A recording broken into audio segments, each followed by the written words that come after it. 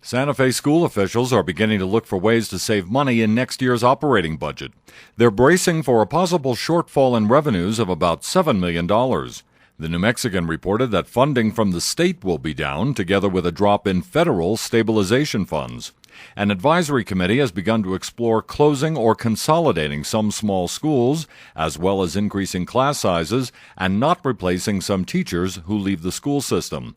While it's not yet clear exactly how much the shortfall will be, they are planning to have a budget in place sometime in April.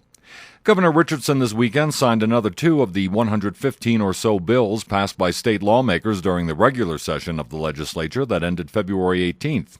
One protects local franchise car dealers should a manufacturer decide to close it. It provides for reimbursements and compensation for those dealerships that have otherwise met performance criteria.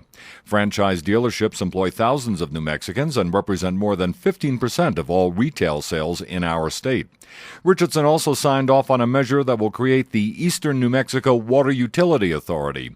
It'll be a political subdivision of the state of New Mexico and will have the power of eminent domain, as well as the ability to establish rates and issue revenue bonds.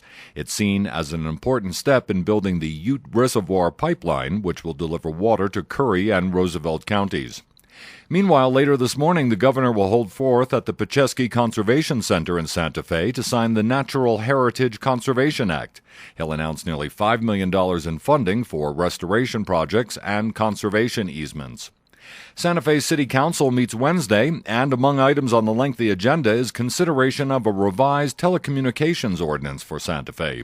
The city hasn't had one since 2004, following a 10th U.S. Circuit Court of Appeals decision striking down the standing city ordinance from 1987.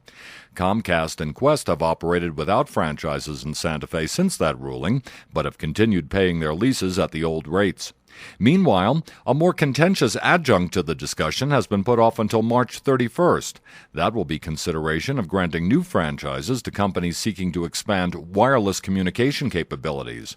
The city is currently in violation of recent FCC mandates for failure to act in a timely fashion on those requests and could be subject to fines and sanctions.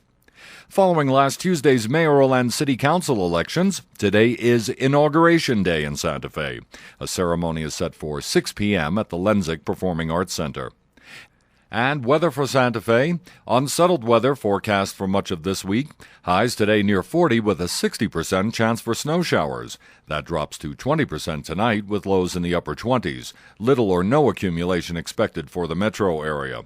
There's a very slight chance for rain tomorrow with highs in the upper 40s before turning colder Tuesday night with a 40% chance for snow showers and a 20 to 30% chance for more snow showers Wednesday and Thursday. This is Dan Garrity, News All Day on the Hour on KSFR 101.1 Santa Fe.